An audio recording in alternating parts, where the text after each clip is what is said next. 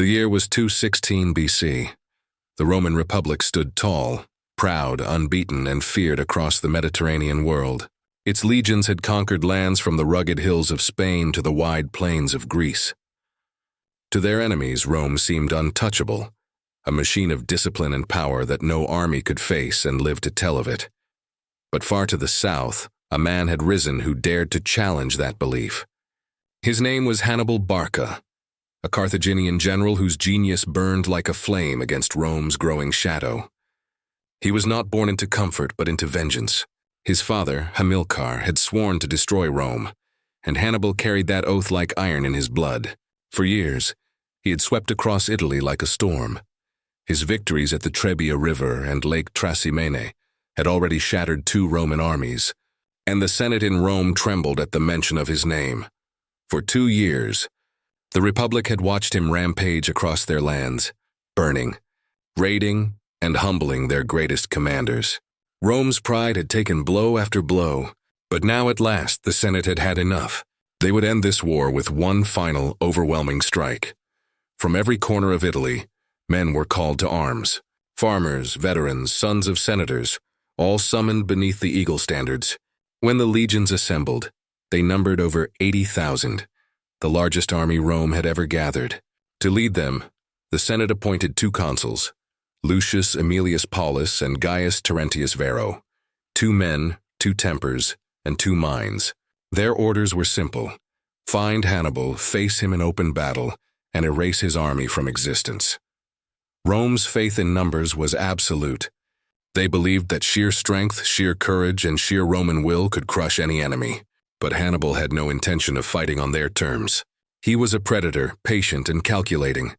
By that summer, his army, half the size of Rome's, was camped near the dusty plains of Cannae, a small grain depot in southern Italy. The land stretched wide and flat beneath the blazing sun, bordered by the winding Aufidus River. To most, it looked like an ordinary field. To Hannibal, it was a perfect trap. He studied the wind, the terrain, the light. Every detail mattered. The dry summer breeze blew from the southwest, carrying clouds of dust that would sting the Romans' eyes and blind their vision. The river shielded his left flank, protecting it from attack. And those open level plains, they would tempt the Romans to form their massive, slow-moving wall of men exactly as he wanted. Hannibal was setting the stage for something that had never been seen before, a battle where cunning, not numbers, would decide the fate of nations. His men were fewer, but they were veterans, a brotherhood of hardened survivors who had marched with him across the Alps, fought through frost and hunger, and won every fight since. They trusted him absolutely. They knew that every movement, every order, every pause in his voice meant something. When the sun rose over the fields of Cannae, 2 worlds faced each other. On one side stood Rome, proud, disciplined, and countless. On the other stood Hannibal, outnumbered, surrounded, but utterly unafraid. The fate of the Republic hung in the air like a sword waiting to fall. And in that silence, beneath the hot Italian sky, one of the greatest traps in military history was about to spring shut. Dawn broke across the plains of Cannae, and the air itself seemed to hold its breath. The Roman army stood in gleaming ranks, 80,000 strong, shields shining, banners snapping in the dry wind. The sheer weight of their numbers made the earth tremble beneath their sandals. They believed this day would end Hannibal's campaign. It would not. Across the field, Hannibal watched them with a calm that bordered on eerie. He could almost feel their confidence, that proud Roman certainty that victory came from size and steel. But he knew something they didn't.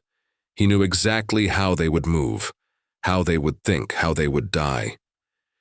He deployed his army in a formation that looked almost careless to the untrained eye. At the center he placed his Gauls and Iberians, fierce warriors but not his best. They stood in a curved line, bulging slightly toward the Romans like the belly of a bow drawn tight. Behind them, just out of sight, waited his veterans, the elite African infantry, calm and silent, their shields glinting under the rising sun. On the flanks, Hannibal positioned his cavalry, his true hammer. To his left, under Hasdrubal, he placed his heavy Spanish and Gallic horsemen, brutal, disciplined riders who fought like living thunder. To his right, under Hanno, The swift and deadly Numidians, masters of the ambush, men who could ride and throw javelins with terrifying speed. Together, they would decide the fate of Rome. The Romans, meanwhile, prepared in the only way they knew how, with overwhelming force. Their infantry was packed deep, denser than ever before. 60,000 men shoulder to shoulder, a single red mass of iron and determination. They believed that such density would break through any line, that sheer pressure would crush Hannibal's center.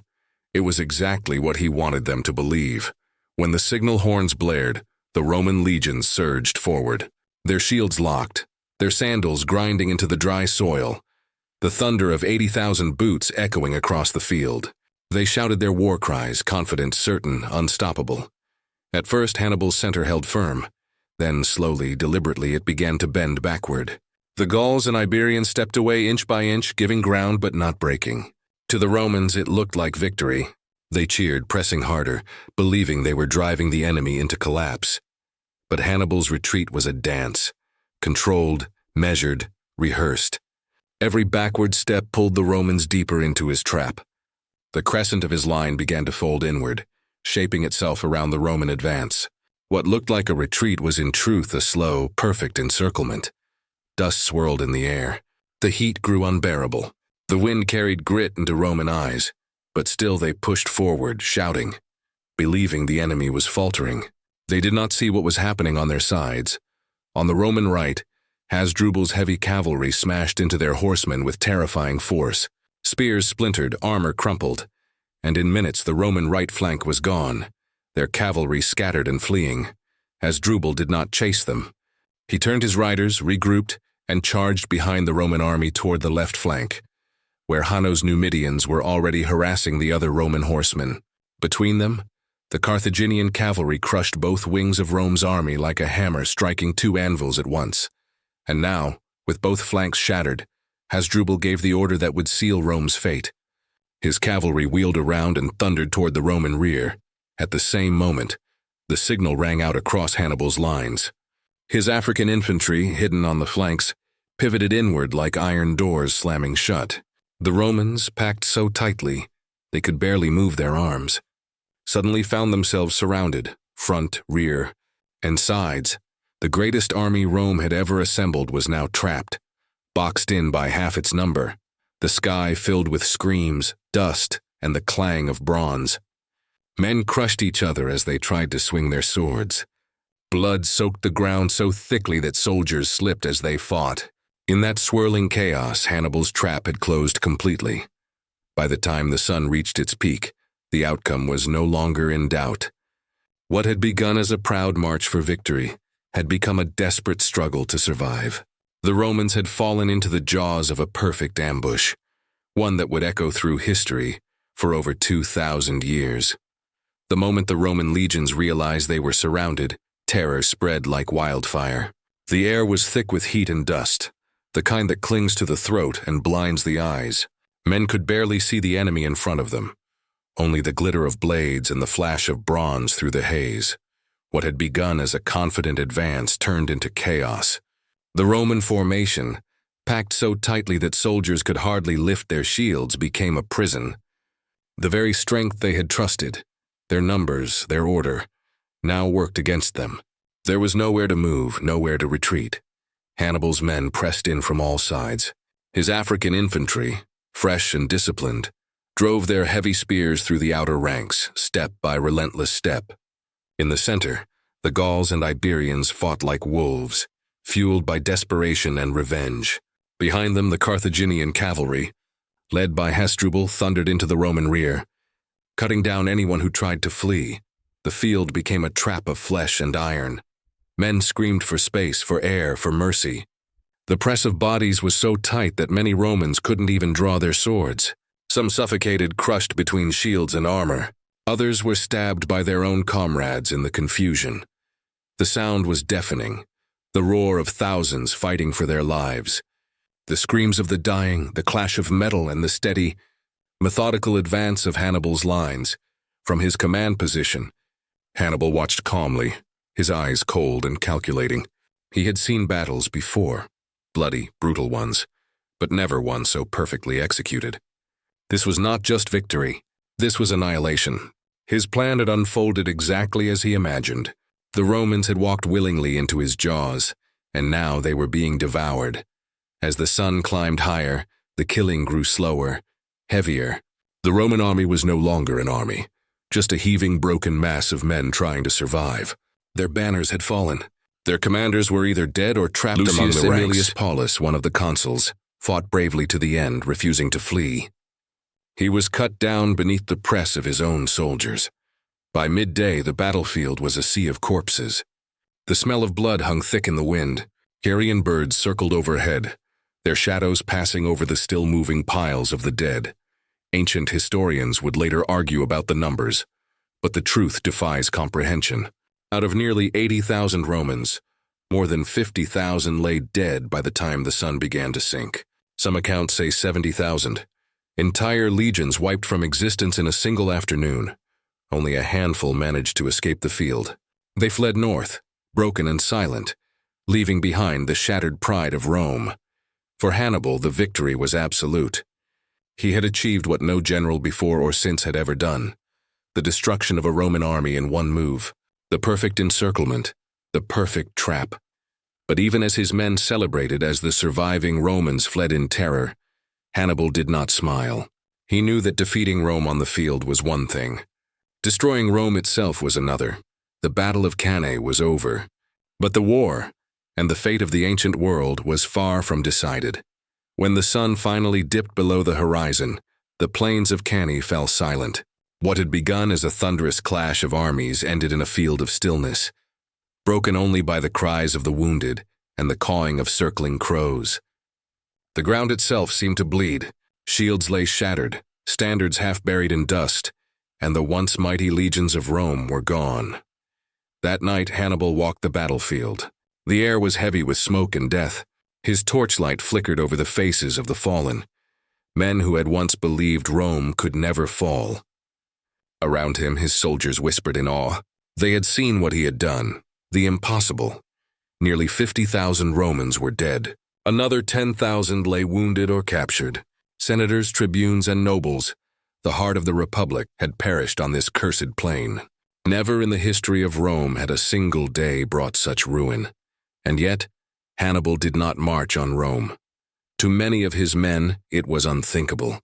The road to the capital lay open. The Republic was broken. Why not finish it? But Hannibal knew the truth, the kind of truth only a strategist could see through the fog of glory. Rome was wounded, not dead. Its spirit was made of something stronger than fear. Its walls were high, its stores were vast, and its people were unyielding. He had no siege engines, no supplies, no reinforcements. To assault the city itself would mean trapping his own army before those same indestructible walls. It would mean suicide. Instead, Hannibal chose patience. He hoped that the shock of Cannae would break Rome from within, that her Italian allies, terrified by her defeat, would abandon her cause. And for a time it worked. Cities in the south opened their gates to him. Others hesitated, unsure which master would rule the future. But in Rome, something extraordinary happened. The Senate, instead of collapsing, steeled itself. The city forbade mourning. No wails, no public funerals, no tears. They would not show weakness to the world. Even the women of Rome were ordered to remain silent in their grief. New legions were raised. Boys, slaves, even old men who had long since retired their armor. Every citizen became a soldier. The Senate returned to the cautious Fabian strategy, the same one they had once mocked, harassing Hannibal, cutting off his supplies, and refusing to give him the open battle he so desired. Rome's heart did not break. It hardened. For 14 more years, Hannibal remained in Italy, undefeated but also unfulfilled. He raided, he fought, he burned, but the decisive blow he sought never came again. Slowly, the tide began to turn. Rome's generals learned from their humiliation. They adapted, studied his methods, and mirrored his patience. In time, Rome would carry the war back across the sea to Africa itself. And when the two great powers met again at Zama, it would be Hannibal's turn to face defeat. But at Cannae, on that terrible day, he had achieved something that would echo forever. He had not just beaten Rome, he had redefined what it meant to win a battle. He had turned tactics into art, movement into mathematics, and war into something both terrible and brilliant. The name Cannae would become a legend, a word whispered by soldiers for centuries to come. It meant more than victory. It meant annihilation. It meant perfection. Centuries passed, but the name Cannae never faded. It became more than just a place on a map. It became a warning, a lesson, and a legend. Every general who studied the art of war would come to stand, in imagination on that dusty Italian plain, trying to understand how one man, outnumbered 2-1, destroyed the greatest army of his age. Hannibal's double envelopment, the perfect encirclement, became the holy grail of military genius.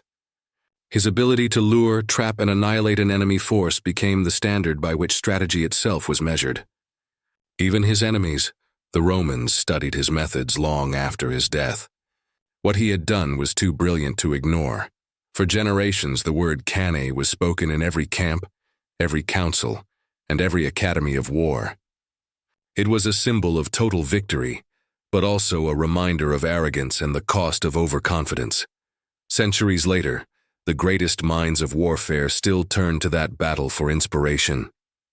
In the 19th century, Field Marshal Alfred von Schlieffen of Germany studied Hannibal's tactics in detail. His own war plan for Europe, the famous Schlieffen Plan, was built on the same principle: to encircle and crush the enemy's heart in a single decisive blow. During the 20th century, as tanks replaced horses and aircraft replaced scouts, the same ideas lived on. In World War II, the German Blitzkrieg, that lightning-fast style of warfare that crushed armies before they could react, was often described as a modern Cannae. Even in Desert Storm, thousands of years later, American commanders drew inspiration from Hannibal's maneuver, the flanking sweep that broke the Iraqi army in hours. But the lesson of Cannae was never just about tactics. It was about humanity, man-pride. It showed that numbers alone do not decide victory. Discipline can fail, courage can collapse, and even the strongest army can destroy itself when blinded by arrogance. For Rome, Cannae was a scar that never healed. They rebuilt, they avenged, and they triumphed, but they never forgot. Generations later, Roman generals still spoke of that day with a quiet, haunted respect. The soldiers who died there became martyrs of discipline, a warning to all who believed that brute strength could overcome brilliance. For Hannibal, it was both his greatest triumph and his curse. He had achieved perfection on the battlefield, but perfection is rarely enough to change the world. He had destroyed an army but not a nation. Rome would rise from the ashes stronger and wiser, and one day it would destroy Carthage completely. And yet, even in defeat, Hannibal's shadow stretched across time. His strategy became immortal. His name, whispered in war rooms and lecture halls, became a symbol of genius and of what a single mind could do against impossible odds. So when the dust of history settles and we look back across the millennia, we still see him, the Carthaginian general standing calm amid the chaos, his eyes fixed on the horizon, seeing patterns where others saw only battle. The Battle of Cannae was more than a clash of swords. It was a revelation, a moment when intellect conquered power, and when one man taught the world that the deadliest weapon of all is not the blade or the spear, but the human mind. And though the field of Cannae lies quiet now beneath the wind and the grass, the echo of that day still lingers, the echo of a genius who turned the art of war into history's most enduring masterpiece.